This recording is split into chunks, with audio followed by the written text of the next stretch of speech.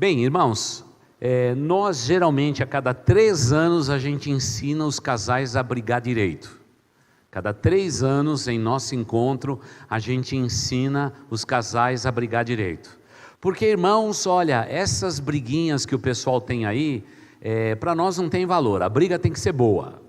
A briga tem que ser boa. E é por isso que estamos sempre incentivando vocês a brigar e aprender a brigar.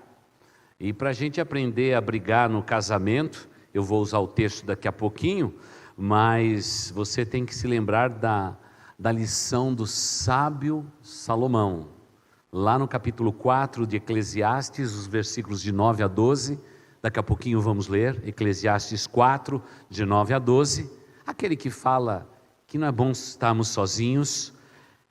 Nós precisamos considerar o seguinte: o casamento sempre foi ideia de Deus, foi Deus que criou. Aliás, é interessante a Bíblia, ela começa logo na primeira página com o casamento e vai terminar com o casamento, porque o noivo, Jesus Cristo, vem buscar a noiva.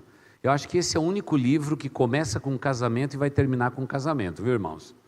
É um livro muito interessante, a Bíblia Sagrada, muito interessante mesmo. Mas o interessante é saber que esse casamento, que é a ideia de Deus, ele sempre sofreu os seus reveses. Sempre sofreu os seus reveses. Desde o primeiro casal, nós estamos sempre vivendo em lutas dentro do casamento. Porque unir duas pessoas diferentes é um negócio complexo. Eu vejo pela igreja, às vezes, a gente monta um pequeno comitê, uma pequena comissão, um pequeno grupo, para poder alinhar pensamento. A primeira coisa que acontece é que os pensamentos ali dentro não são alinhados. Eu fico imaginando quando a gente amplia isso e coloca para um casal, fica difícil. Por outro lado, como a gente já aprendeu tantas vezes desse púlpito, Deus tem uma capacidade imensa de unir os opostos. É incrível, é inacreditável. Como você, menina, ajudaria tanto o pastor se você se casasse com um camarada igualzinho a você? Mas não, você foi escolher esse gorila aí. Fui escolher esse marmanjo aí, que além de tudo é diferente de você, porque de fato os opostos se atraem. E como eu gosto de dizer, se os dois pensassem iguais o tempo todo, o casamento ia ser muito monótono, não ia ter graça nenhuma. Até a gente brinca, se um casal pensa do mesmo jeito, tem o mesmo temperamento, a mesma maneira de ver a vida, se tiver uma goteira, um olha para o outro e diz assim: meu amor, está chovendo. E diz: é verdade. E olha, e tem uma goteira bem aqui no meio da nossa sala. A gente vive colocando um balde aqui, mas que bom que a gente tem um balde. É o que fatalmente aconteceria, porque eles são idênticos demais. Sempre tem que alguém que pegar a escada, ir lá em cima e trocar a telha. Que bom que são vocês, meninas. Os opostos. Deus é especialista em opostos, não é? Depois de todos esses anos casados com a minha esposa, Deus caprichou nos opostos. Mas esse é o nosso Deus. Para trazer equilíbrio, Ele precisa de opostos, porque senão o casamento fica muito previsível, e todo casamento previsível, ninguém precisa de Deus. Agora, um casamento imprevisível, com todas as suas nuances, com todas as suas diferenças, o casal aprende a ter a dependência de Deus, que é o que mais Deus deseja para a sua vida. Agora, é claro, quando a gente vai brigar, a gente tem que brigar de verdade. Agora, lembrando, eu não estou dizendo de gritos, de empurrões, de um levantar a voz para humilhar o outro. Não é desse tipo de briga que eu quero falar hoje aqui. Eu quero falar daquela briga em que um casal briga olhando um para o olho do outro e realmente discutindo boas ideias e chegando a boas conclusões. Às vezes o tom da voz muda, mas eu quero relembrar a vocês, queridos, se o tom da tua voz mudar junto com o volume da tua voz, pode ter certeza que eu já sei quem errou. é quem aumentou o volume da voz. Porque ninguém, para conversar de verdade com a pessoa amada, precisa aumentar o volume. Porque as boas ideias e as boas coisas da vida, normalmente nós fazemos sussurrando. É isso que dizem os estudiosos. Por isso, quando a gente fala em brigar, normalmente nós estamos falando de incompatibilidades, coisas com as quais nós não concordamos uns com os outros. Mas entre os cônjuges isso é importante que aconteça, para que eles ao longo da vida possam se tornar mais parecidos um com o outro. É muito triste a gente perceber um casamento onde que as pessoas não cresceram dentro dele. Veja, nós estamos agora com 2 casais aqui. Olha, se a gente for contar o tanto que eles cresceram ao longo de 25 anos de casado, a gente não consegue imaginar quanto, avaliar quantas opiniões contrárias aconteceram durante esses 25 anos, quanto um discordou do outro. Mas, no entanto, o que nos mantém casados é o compromisso que a gente assumiu nesse altar. E compromisso que a gente pode renovar depois de 10 anos, 15 anos, 25 anos, 30 anos, 40 anos, 50 anos de casado. Porque o que vale para nós é o compromisso assumido, como sempre temos ensinado desse púlpito. Tem muitos casais que dizem, não, é o amor que é o mais importante. Não creia nisso. O amor às vezes está efervescente, às vezes o amor está frio, às vezes o amor guarda rancor, às vezes o amor está com raiva, às vezes o amor está inconformado. Por isso nós não podemos biblicamente manter a base do nosso casamento baseado num sentimento humano, porque eles podem mudar conforme as estações do casamento, mas nós temos que manter naquilo que é sólido. O que é sólido? O compromisso assumido no altar. Sabe aquele dia que você estendeu a sua mão na frente do pastor, do padre, do clérigo, e você estendeu a mão e você disse, eu prometo te amar durante toda a minha vida, prometo estar ao seu lado enquanto eu viver, eu vou te amar em todas as circunstâncias. Esta é a base do casamento, e a respeito dessa base é que acontece a briga boa. É quando alguém do cônjuge quer fugir daquele padrão, e a gente volta para eles e diz, não, vamos brigar aqui, e essa é a briga boa. Você não prometeu, prometido está. Isso é a boa briga. Quando nós trazemos à nossa memória o compromisso que nós assumimos no altar, que não pode ser abandonado. E para isto, nesses últimos 10 anos, eu tenho relembrado a vocês que todo casal faz mais ou menos o que eu vou fazer aqui. No dia do casamento, eles não vê a hora de estar se casando. Ele pede para que todo mundo vista a melhor roupa possível. Prepara uma festa, prepara uma viagem. E para coroar tudo isto, eles têm uma festa. Hoje é isso que acontece. No passado, o momento mais alto de uma cerimônia era o altar. Hoje, o casamento virou um acontecimento tão grande que as pessoas nem se importam mais com o altar. A maioria dos casais hoje nem querem mais se casar em igreja. Tempos atrás fui fazer um casamento na praia. Para mim tudo bem, irmãos, eu caso na praia, na lua, em qualquer canto. Mas não foi fácil aquele casamento.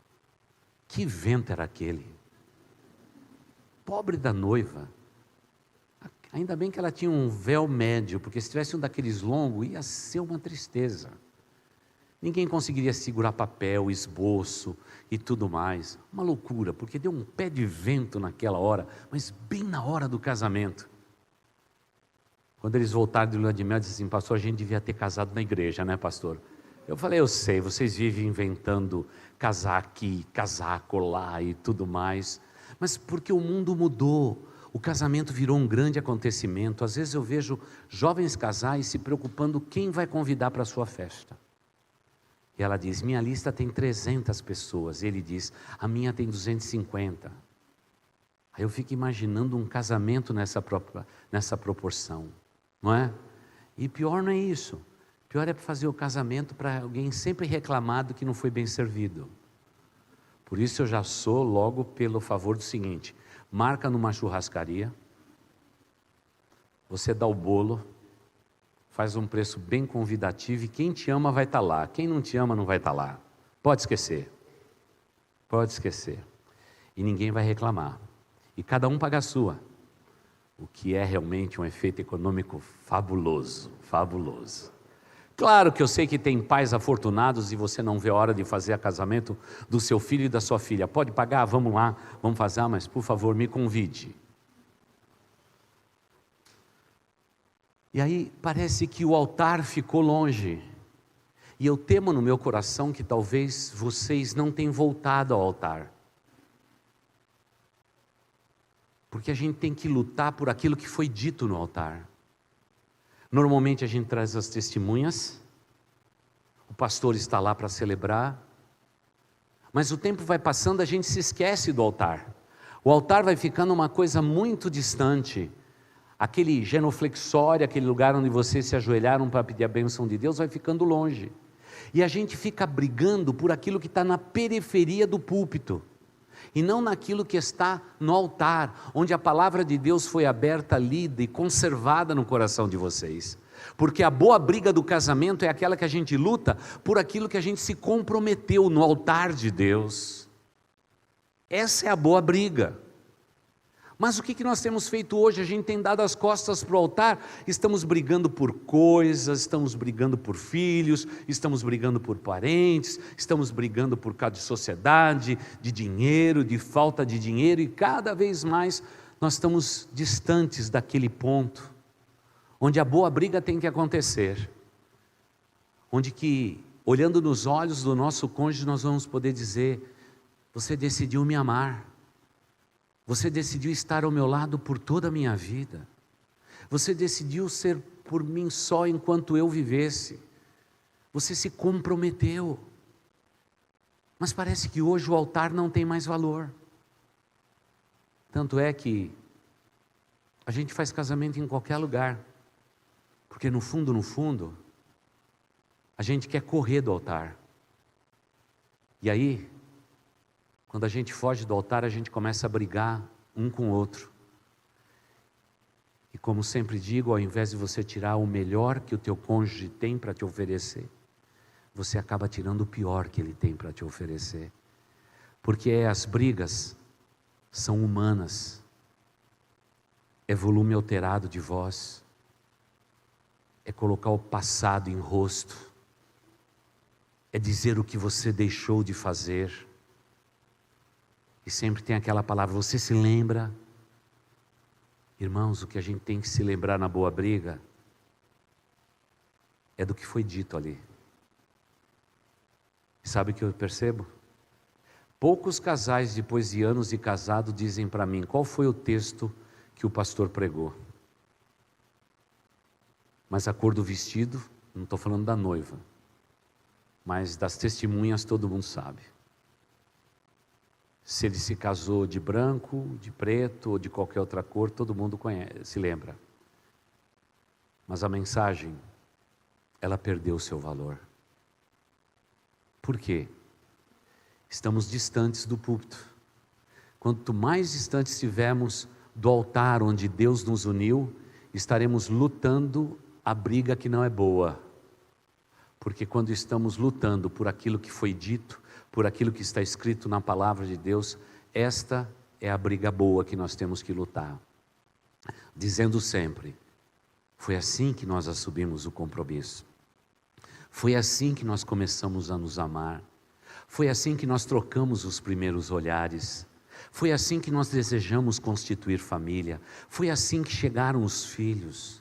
Foi desta forma que Deus cuidou de nós até aqui. Essa é a boa briga. E por essa briga eu luto.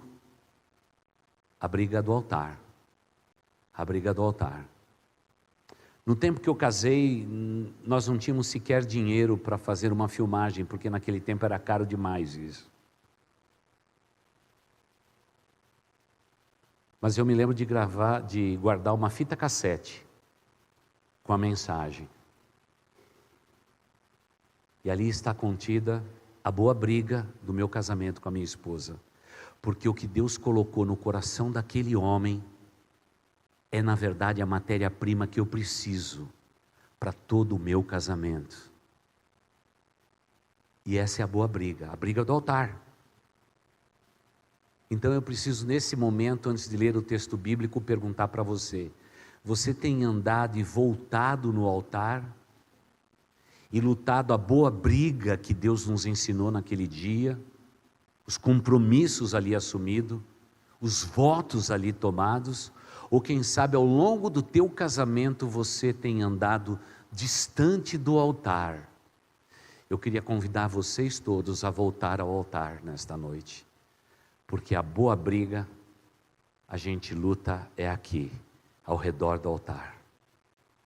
Sem ofensas, sem voz alterada, mas no compromisso incontido de um coração que quer obedecer desesperadamente a palavra de Deus, sabendo que a palavra de Deus contém tudo o que eu preciso para eu poder realmente viver a minha vida. E a maioria de vocês, no dia do seu casamento, recebeu uma Bíblia, que nesses últimos 40 anos é uma Bíblia branca, é uma Bíblia com capa branca, recordação da tua igreja, do teu povo, em teu favor. Quando alguma coisa nessa boa briga de nos manter firmes no compromisso do altar surgir, eu tenho que ir lá para a Bíblia e dizer: Senhor Deus, fala ao meu coração, corrige a rota do nosso casamento. Mas não é o que nós fazemos hoje. Irmãos, como pastor eu tenho que dizer, nós estamos ouvindo as vozes de todos que estão ao redor do altar, as vozes dos educadores, dos psicólogos, daqueles que são os formadores de opinião. Agora recentemente estamos ouvindo o que está escrito no Facebook, nas mídias sociais. Nós temos nos alimentado com tudo isso, querendo dar norte para o nosso casamento. E aí o que a gente tem é briga, é discussão. Porque a briga boa é essa daqui, é a briga do altar. Quando a gente mede o nosso relacionamento por aquilo que Deus deseja das nossas vidas, como homem, como esposa, como mulher e assim por diante.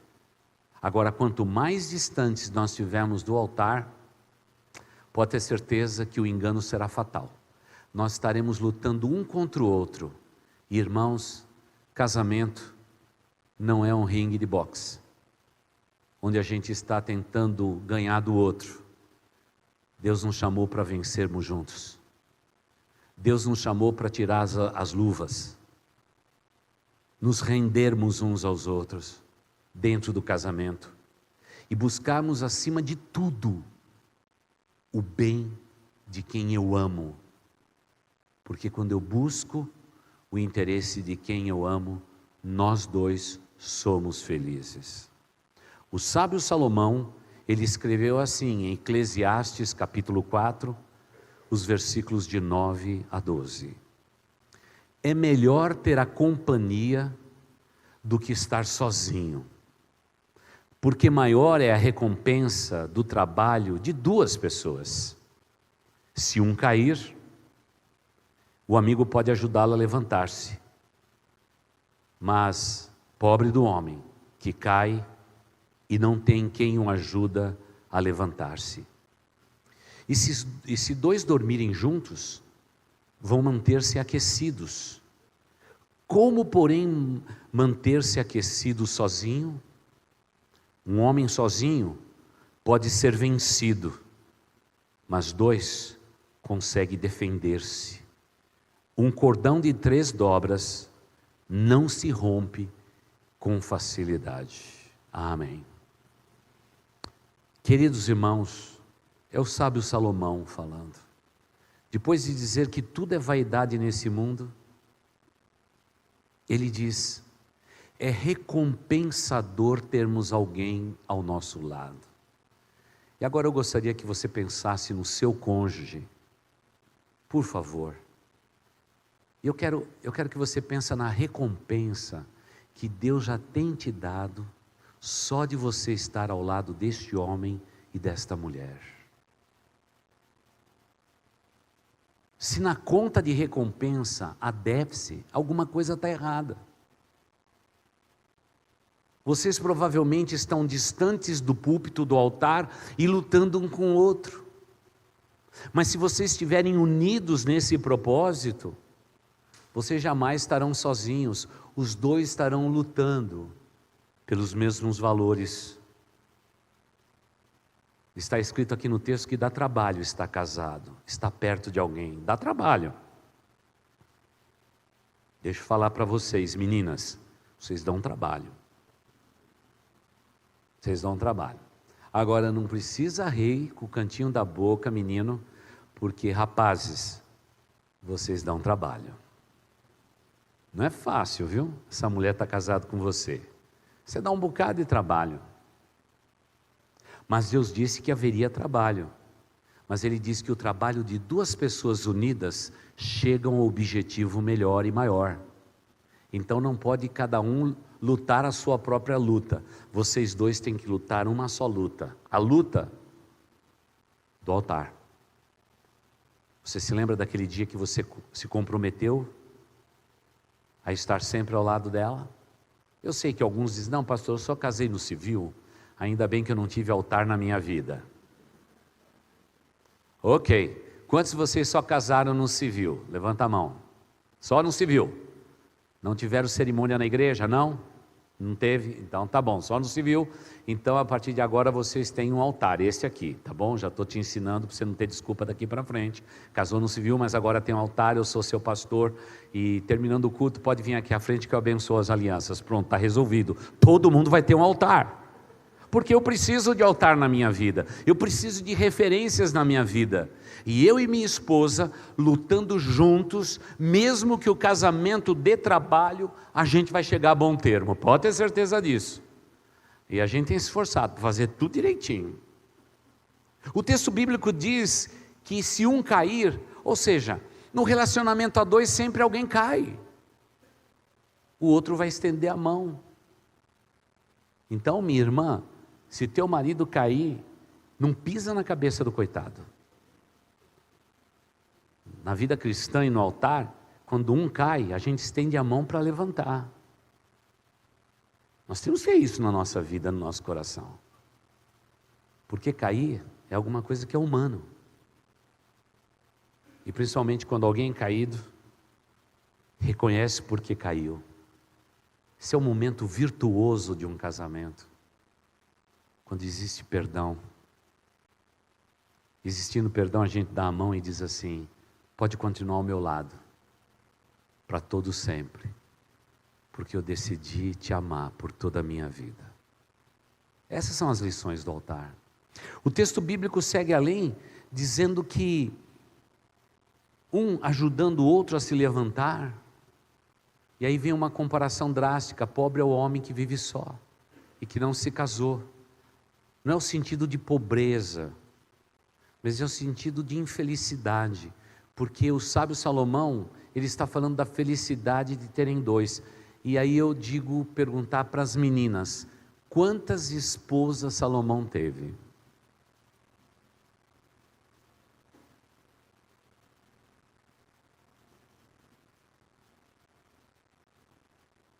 É interessante, né? Naquele tempo, um homem, um rei, podia ter todas as mulheres que lhe fosse oferecida. Ele tinha um harém de mulheres. Tanto é que, mesmo sendo sábio, essas mulheres deixaram ele louco. no final da vida dele, ele começou, não, pode rir, porque se uma já dá trabalho, você imagina milhares, não é? Ou pelo menos 1 milhar, que é a conta que se faz a respeito dele. Ele provavelmente teve 1.122 esposas, segundo a tradição. Não é fácil, hein? Nos últimos tempos, as mulheres conseguiram até mesmo fazer com que a idolatria entrasse no povo de Israel, e ele teve que corrigir rota. Naturalmente a gente sabe que houve uma mulher que foi mais importante do que todas as outras, mas segundo a tradição religiosa ela morreu bem cedo, infelizmente. Mas o texto diz que é infeliz a pessoa que está só. Por isso hoje você tem que dizer para você mesmo, eu sou feliz. Eu sou feliz. E o texto prossegue dizendo como é gostoso os dois dormirem juntos. Ele está falando de aquiescência, de ter alguém ao nosso lado enquanto dormimos. Ele não está falando do ato sexual aqui. Ele está falando a respeito de dois dormirem juntos e se aquecerem mutuamente. É a companhia que a gente só tem verdadeira quando o altar é sempre permanente na nossa vida. Porque sem o altar, dorme um virado para um lado e outro virado para o outro lado, porque estão sempre brigando. E o ringue é sempre a cama. E aí o pastor sempre diz a mesma coisa. Deus nos deu cama para descanso e prazer, nunca para discutir e brigar. Por isso, nunca discuta o teu relacionamento na cama, e principalmente com a luz apagada. Você não sabe as caretas que teu marido faz enquanto você fala, mulher. Você fica falando, ele fica fazendo... Você não sabe, luz acesa, lá na sala, lá na cozinha, olho no olho, viu? Olho no olho, aprenda. Sabe por quê? Porque eu preciso sempre voltar no altar. Porque no altar eu lembro que alguém deixou uma mensagem para mim. Eu troquei juras de amor diante de Deus e de tantas testemunhas. Eu assumi um compromisso, não só com a sociedade, mas acima de tudo com Deus, de estar para sempre ao lado dessa pessoa. Eu preciso voltar ao altar, porque quando eu não volto ao altar, eu me esqueço dessa lição. E aí a cama, ao lugar de ser um lugar gostoso para a gente estar perto um do outro, a companhia um do outro, irmãos, vira um ringue. E tem muita gente que vive uma qualidade de vida de casado bem duvidosa. São quase que inimigos. Quantas vezes no aconselhamento pastoral a gente vê que já começou a tirar um do outro o que eles tinham de pior. Que pena. Porque a Bíblia diz que é melhor serem dois. Mas parece que tem pessoas que se esquecem de Deus, se esquecem do altar, se esquecem de tudo e vivem as suas humanidades. E querem prevalecer sobre a vida do outro. E aí é uma pena, porque aí fica tudo muito difícil. Aí ele diz a respeito até da luta da vida, um homem sozinho pode ser facilmente vencido, mas dois é mais difícil de ser vencido. Sim, o cordão de 3 dobras não se rompe com facilidade. Portanto, você, a tua esposa, e como dizem alguns de uma genuína alegoria desse texto, a pessoa bendita de Jesus fazem as 3 cordas que se entrelaçam, e aí vocês são fortes de verdade. Porque caso contrário, o casamento que é a ideia de Deus virou convenção de homens. O casamento que é lugar de alegria e felicidade se torna uma loucura. O casamento, que sempre foi plano de Deus, se tornou esboço e esquema de um homem ou de uma mulher. Aí o casamento, ao invés de viver a unidade da alegria, vive as brigas e os infortúnios. Quando nos separamos do altar, teremos sempre o perigo das opiniões próprias. E nós somos teimosos, tanto homem quanto mulher. Quantas e quantas vezes a gente não abre mão daquilo que a gente pensa. Mas casamento é um lugar que a gente sempre abre mão daquilo que a gente pensa, para poder amar quem nós devemos amar. E esse abrir mão não é domínio, é rendição. Esse é um bom lugar para se estar. Quando a gente se afasta do altar, nós temos as memórias do passado, que podem, quantas e quantas vezes, ser usada pelo inimigo das nossas almas, para cegar o nosso entendimento.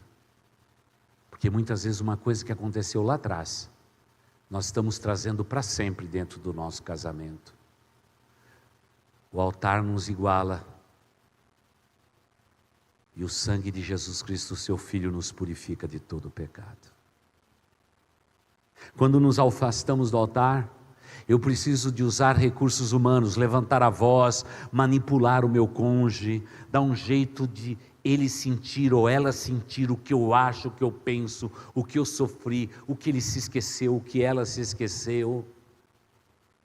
Mas quando eu me aproximo do altar, eu descubro que nós somos iguais diante do Pai. Nós estamos falando de pares iguais. Nós estamos falando de companheiros de viagem. Quando eu me afasto do altar, eu tenho uma tendência natural de ser mais importante do que o meu cônjuge. E esse é um momento triste na vida de muitos casais. Quantas vezes ela anula o seu marido, quantas vezes ele anula a personalidade completa da esposa. E isso é muito fácil da gente perceber. A gente percebe que aquele homem nunca está valorizando a esposa que Deus deu, o sucesso que ele tem.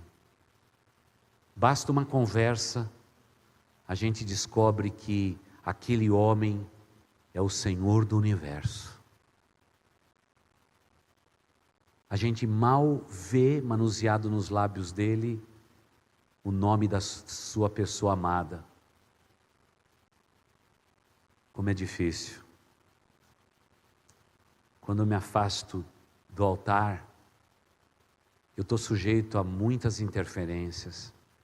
Muitas vezes é o levante de pessoas contra nós. São inimigos humanos. Outras vezes é o inimigo das nossas almas, são inimigos espirituais que realmente se levantam para nos destruir. Por isso que eu preciso estar sempre junto do altar, sempre perto do Senhor. E temos que entender que quando as coisas estão ruins, a gente precisa de ajuda. A gente precisa recorrer a pessoas que possam nos ajudar. Não pense que vocês vão dar um jeito naquilo que não tem jeito. Naquilo que não tem jeito, só alguém de fora é que pode te ajudar. Não tenha medo de pedir ajuda. Nunca minta para o seu cônjuge. E se um dia você mentir, volte atrás e corrija a rota. Porque a palavra cônjuge significa alicerçado, cimentado. Alguém que está ao lado de alguém, mas tremendamente colado. Vocês são cúmplices. E o altar fala dessa cumplicidade. Tanto é que naquele dia só estava o pastor, o clérigo e vocês dois lá na frente. Há um alvo. E alguém já disse, me lembro do pastor Jaime Kemp, E ele disse que aquilo que Deus uniu não separe o homem. O pastor Jaime Kemp dizia que Deus cola a gente no outro, Ele cimenta a gente, um no outro, como se fosse duas folhas. Nós estamos colados um no outro. E se eu tentar em qualquer momento romper esse compromisso, quebrar este compromisso, você já tentou colar duas folhas iguais uma na outra? E você tentou destacar uma da outra? Queridos, quantos nos dias de hoje tiveram seus casamentos desfeitos e as marcas perduram? Porque quando a gente parte aquilo que Deus uniu, sempre fica faltando um pedaço. Por isso que esses casais estavam agora há pouco dizendo: eu vou te amar para todo sempre, até que um dia a morte nos venha separar.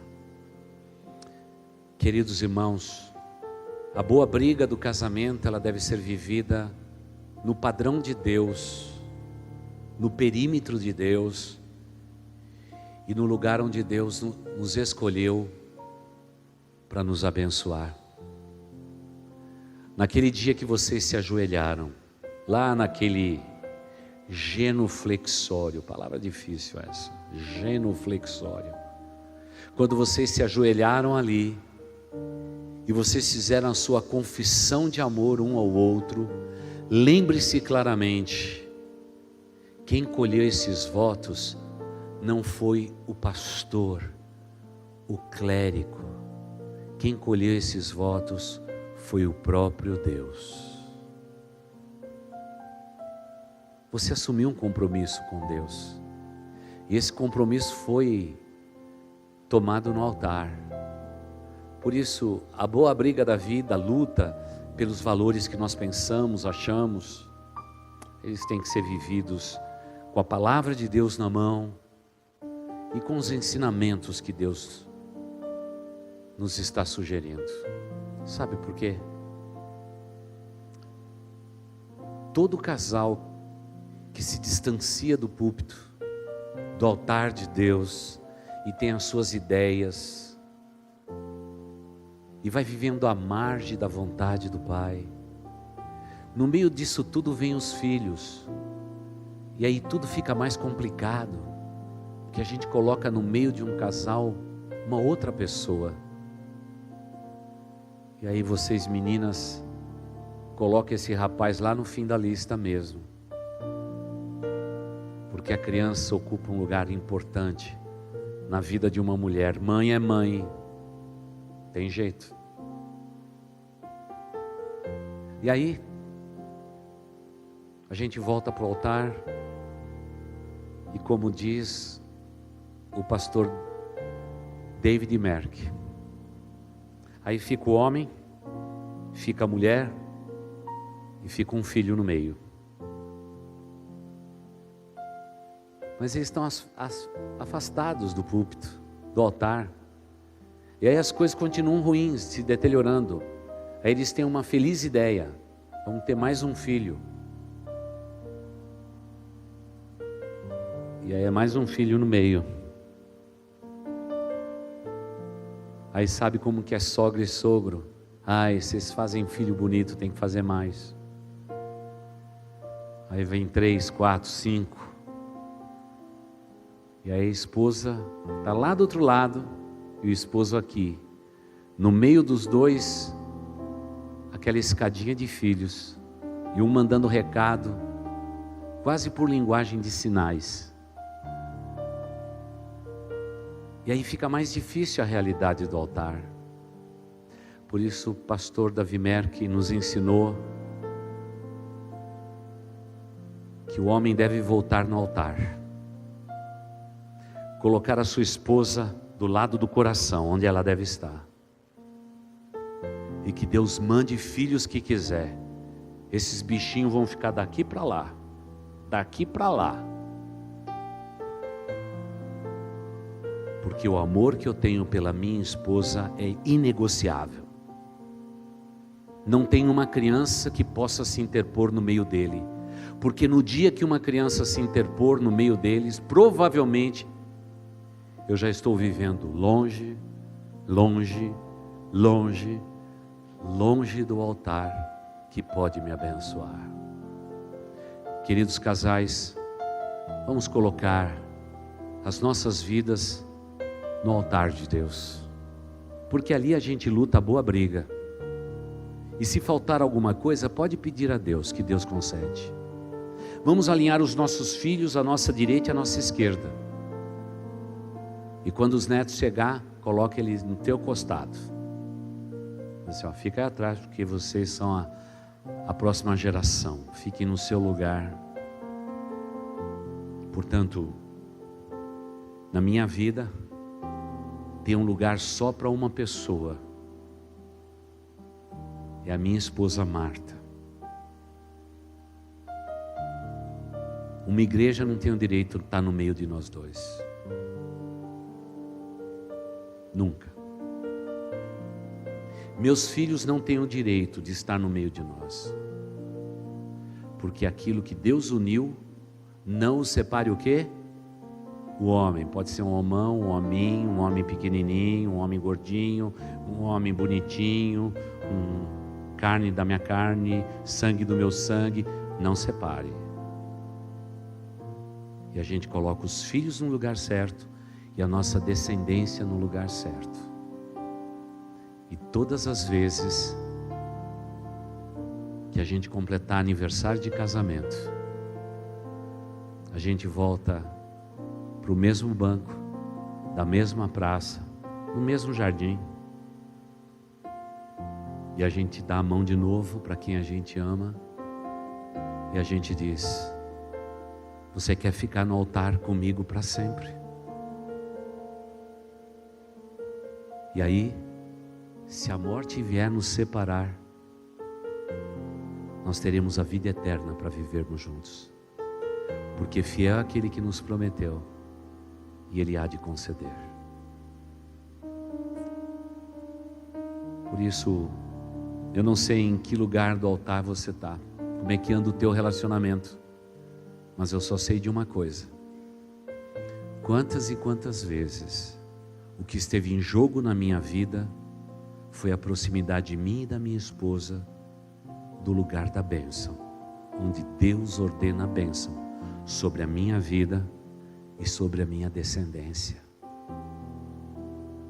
E se eu tiver qualquer problema com a minha descendência, sabe onde eu volto?